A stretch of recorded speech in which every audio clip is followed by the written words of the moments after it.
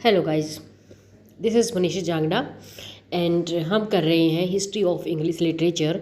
और history of English literature की का जो नेक्स्ट पार्ट है हमारा, वो है जॉन गोवर बायोग्राफी एंड वर्क्स। अब जॉन गोवर है उनका जो क्या नाम है, जो फेमस वर्क है कन्फेशो अमेंडिस, उसके बारे में भी मैं, उसकी जो समरी है उसके बारे में भी वीडियो बना चुकी हूँ। अगर आपने नहीं देखी तो आप देख सकते हैं। तो हम शुरू करते हैं टाइम ना वेस्ट करते हुए। English poet John Gower was one of the major court poets of the 14th century. ये कोर्ट पोइट कौन से होते थे? जो कोर्ट में काम करते थे, जो राजा के साथ की कोर्ट में होते थे, उनको कोर्ट पोइट बोला जाता था। तो यानी कि किसी न किसी पद पर होते थे राजा की, जो राज्य है, राज्य की कोर्ट के अंदर। इंग्लिश पोइट जॉन गोवर एक मेजर कोर्ट पोइट थे 14th सेंचुरी के। He was personal friend of Geoffrey Chaucer के वो क्या थे? एक जोफ्रे चौसर के वो फ्रेंड थे और जोफ्रे चौसर उनसे प्यार भी करते थे, यानी कि उनके बहुत अच्छे दोस्त थे वो। अकॉर्डिंग टू डेविड डैचिस, गोवर was a more typical representative of his age, यानी कि बहुत ही टिपिकल रिप्रेजेंटेटिव प्रतिनिधि थे अपनी एज के एंड हिज क्लास और उसके वर्ग के। Then Chaucer could claim to be, ठीक है, यानी कि then Chaucer could claim to be, जिसने, तो कहने का मतलब ये है कि चौसर की तुलना में वो अपने वर्ग के और अपनी एज के ज़्यादा अच्छे यानी कि रिप्रेजेंटेटिव थे। देयर इज़ लिटिल बायोग्राफिकल, उनकी जो बायोग्राफी है उसके बारे में बहुत ही कम पता है, यानी कि biographical information available about him, उनके बारे में बहुत कम बायोग्राफी है उनके बारे में कम इंफॉर्मेशन अवेलेबल है अबाउट हिम, उसके बारे में। He was probably born into a prominent Yorkshire family, यानी कि वो प्रोमिनेंट जो यॉर्कशायर फैमिली है उसके अंदर वो पैदा हुए थे। He may have held legal office of some kind, यानी कि वो लीगल ऑफिस के अंदर काम करते थे। एंड परहैप्स इन वेस्टमिनिस्टर के अंदर। Gower's first major work probably began about 1376, उनका जो मेजर वर्क है गोवर का वो 1706 में शुरू हुआ था। वो जिन फ्रेंच, जो कि फ्रेंच में था। भाई जो सारे जो उनके वर्क हैं वो फ्रेंच में है, और फ्रेंच लैंग्वेज को थोड़ा सा पढ़ने में, प्रोनाउंसिएशन में अगर मेरे से बोलने में दिक्कत हो तो प्लीज़ पार्डन मी, उसके लिए मुझे क्षमा करें। इट इज़ कॉल्ड, जैसे मिरर डी ओ ओम और स्पेकुलम मेडिटेंटिस, यानी कि उनके वर्क का नाम है। It describe the development of sign vices, sign होते हैं जो पाप, वाइसेस गुण, एंड विर्चू भी गुण होते हैं। As also the remedy of repentance available to man, यानी कि मैन के लिए जो भी पाप हुए हैं उनसे का पछतावा कैसे करना है वो सब भी इस किताब के अंदर लिखा हुआ है। इन्होंने जो ये बुक लिखी है स्पेकुलम मेडिटेंटिस, ठीक है, मिरर डे ओम और स्पेकुलम मेडिटेंटिस।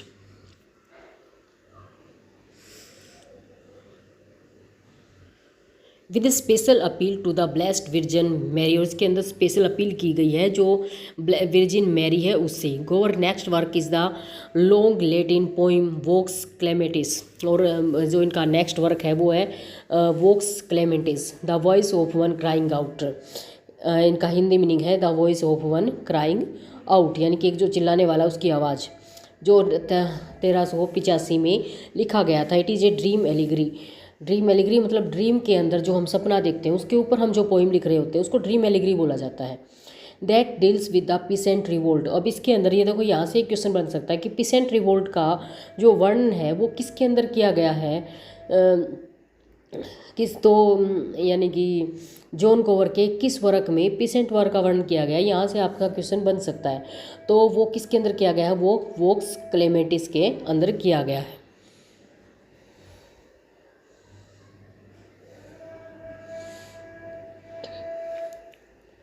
कलर दूसरा लेना पड़ेगा क्योंकि सेम ही कलर हो गया था, तो येलो कलर ले लेते हैं। गोवर most well known work is 3300 line middle English poem, जो गोवर का मोस्ट जाना पहचाना वर्क है वो है 33,000 लाइन का middle English poem Confessio Amantis.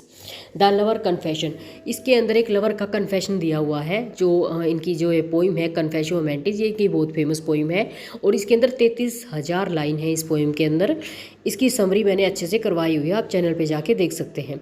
It was written at the request of king Richard second, इसको किंग रिचर्ड सेकंड की रिक्वेस्ट के ऊपर लिखा गया था। Who had asked Gower for some new things to read, यानी कि उन्होंने कहा था कि इंग्लिश लिटरेचर में उनको कुछ नई चीज़ें चाहिए पढ़ने के लिए, या उन्होंने ये भी क्लेम किया था कि इंग्लिश लिटरेचर में कुछ भी अच्छे से पढ़ने के लायक नहीं है, तो आपको एक वर्क लिखना चाहिए। तब इन्होंने ये वर्क लिखा था कन्फेसियो एमेंटिस। किसकी रिक्वेस्ट पे? रिचर्ड सेकंड की रिक्वेस्ट पे लिखा था। The first version of the poem was dedicated to Richard, और जो फर्स्ट पोइम का वर्जन, जो फर्स्ट वर्जन है पोइम का, वो किसको डेडिकेटेड है? वो रिचर्ड को डेडिकेटेड है। इन लेटर वर्जन, और जो बाद का उनका वर्जन है, Gower dedicated his poem to Henry of Derby, यानी कि हेनरी ऑफ डर्बी को डेडिकेट की गई है उनकी का जो बाद वाला वर्जन है। ठीक है, तो यानी पहला तो जो क्या था वर्जन था, जो फर्स्ट वर्जन था, वो तो रिचर्ड को किया इन्होंने डेडिकेट, और जो लास्ट वर्जन था वो किसको किया? हेनरी डर्बी को डेडिकेट किया। अब ये भी बताया गया है कि जो क्या नाम है, हेनरी डर्बी कौन थे? सन ऑफ द जॉन गोंट थे, यानी जॉन गोंट के सन थे, and the future king of Henry fourth, यानी कि फ्यूचर क्या थे? किंग भी थे हेनरी फोर्थ के। हेनरी फोर्थ नाम से फ्यूचर किंग भी बने। उनके वर्क्स के बारे में पढ़ेंगे अब। स्पेकुलम होमिनिस, स्पेकुलम मेडिटेंटिस, फ्रेंच में लिखा गया है 1376, 1389 में लिखा गया था। लेटिन 1377, 1381, वोक्स क्लेमेटिस इंग्लिश 1386 और 1393 में लिखा गया था। कन्फेशियो एमेंटिस स्ट्रेट फ्रेंच 1397 में लिखा गया था। और क्लिकेंटे बैलेंस फ्रेंच 1399, 1400 में लिखा गया था। क्रोनिका ट्रिपे पेरटिया लेडिन 1400 में लिखा गया था। In praise of peace English 1400 में लिखा गया था। तो आप ये याद कर सकते हैं।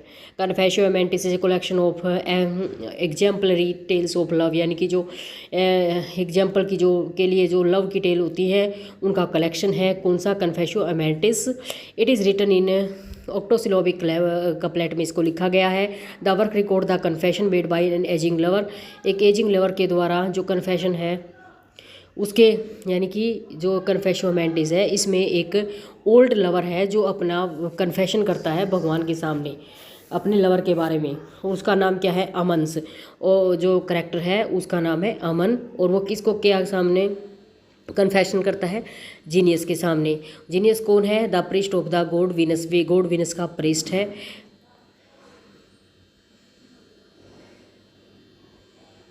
As a frame story for a collection of short narrative poem, यानी कि जो शॉर्ट नरेटिव पोइम है उनका एक फ्रेमवर्क है ये।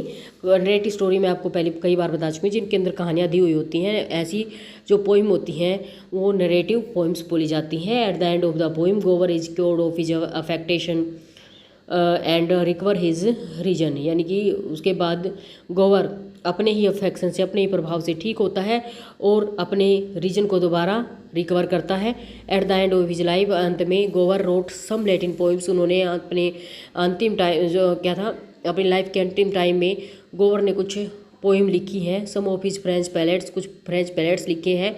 ही मैरिड लेट इन लाइफ 1398, उनकी शादी 1398 में हुई थी। He is believe to have died around 1408, और उसको माना जाता है कि वो 1408 में उनकी डेथ हो गई। मैं सोचती हूँ कि आपका टाइम बिल्कुल भी वेस्ट ना हो, इसलिए मैं बड़ी जल्दी आपको इनका ये करवा रही हूँ, क्योंकि इंग्लिश लिटरेचर अपने आप में ही बहुत बड़ा है। It is structured in a framed narrative with a prologue and 8 books, और इसको स्ट्रक्चर किया गया है नरेटिव स्टोरी के रूप में, और प्रोलॉग एक प्रोलॉग भी इसके अंदर है, और 8 बुक है। इस तरह ये 9 बुक हो जाती हैं एक प्रोलॉग को मिला के। The major setting and the major plot involve an older man making confession about his lone life to Venus. Confessio Amantis में 8 बुक है और एक प्रोलॉग है, यानी 9 हो जाती हैं। और major setting, major plot involve an older man making confession, यानी कि इसके अंदर एक बूढ़ा आदमी कन्फेक्श करता है अपनी अलोन लाइफ का, किसको? वीनस के सामने, वीनस के पादरी के सामने, जिसका नाम है Genius. The result is a collection of love story, one of the story served as a source material for Shakespeare play Pericles. अब ये क्वेश्चन बहुत इंपॉर्टेंट है, ये आ सकता है आपके पेपर में कि जो उसकी कलेक्शन है लव स्टोरीज़ की, उनमें से एक क्या करती है, जो शेक्सपियर का पेरिकल्स प्ले है उसको क्या देती है, मटेरियल प्रदान करती है। यानी कि पेरिकल्स जो शेक्सपियर ने लिखा है उसका जो मैटर है वो इसकी लव स्टोरी में से लिया है, यानी लव पोइस में से लिया है। किसने, शेक्सपियर ने। His poem were written in French, Latin और इंग्लिश। उसकी जो जॉन गोवर है उसने पोइम लिखी है फ्रेंच में, लैटिन में और इंग्लिश में।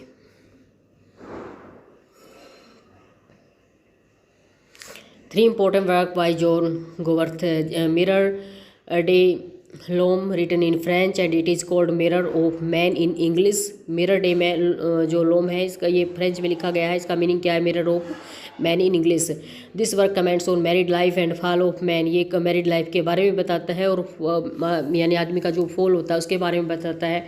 अफेक्ट सिन में हैव ऑन द इफेक्ट सिन में हैव ऑन द वर्ल्ड, और जो सिन है, जो पाप है, उसका क्या फ़र्क पड़ता है किसके ऊपर, वर्ल्ड के ऊपर। ये 3 इंपॉर्टेंट वर्क के बारे में बता रहे हैं गोवर के।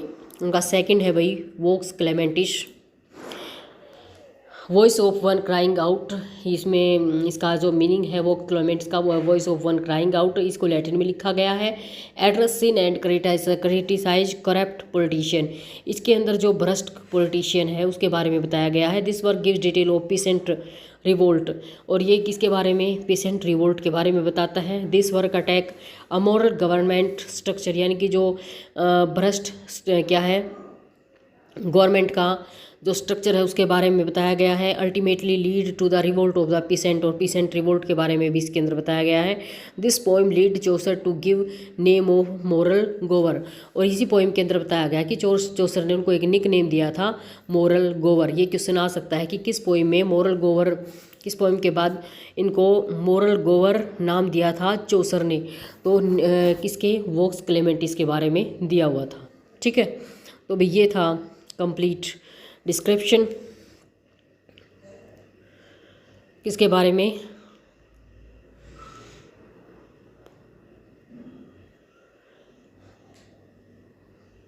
अब देखो ये 3 थे, एक वोक्स क्लेमेंटिस इनका फेमस वर्क था, एक मिरर डे लोम, और एक वर्क मैं आपको पहले ही पढ़ा चुकी हूँ ओमेंटिस वाला, कन्फेशो एमेंटिस। ये तो ये 3 फेमस वर्क हो गए हैं इनके बारे में आपको ज़्यादा थोड़े से अच्छे से पढ़ लेना। वो कन्फेशो एमेंटिस के बारे में किसमें बताया, इसमें वीनस के आगे एक ओल्ड लवर का कन्फेशन बताया गया है, और सेकंड है हमारा मिरर डे लोम में एक क्या नाम है, इसके अंदर मैरिड लाइफ के बारे में और आदमी का जो फाल यानी कि उसका पतन कैसे होता है उसके बारे में बताया गया है। और वोक्स क्लेमेंटिस में पीस ऑफ यानी कि के बारे पीस एंड रिवोल्ट के बारे में बताया गया है। तो ये 3 इंपॉर्टेंट फ़र्क हो गए हैं, 2 मैंने यहाँ बता दिए, एक पहले बता दिया था मैंने। तो इस तरह से अगर आपको मेरी वीडियो में कोई दिक्कत है या समझ नहीं आ रहा तो आप कमेंट कर सकते हैं। आपके जो सुझाव हैं, जो सजेशन है, उनको मैं कोशिश करूँगी कि मैं नेक्स्ट टाइम अपने आप में इम्प्रूवमेंट करूं और आपको कोई दिक्कत ना आए समझने में। So thanks for watching and like share and subscribe my channel.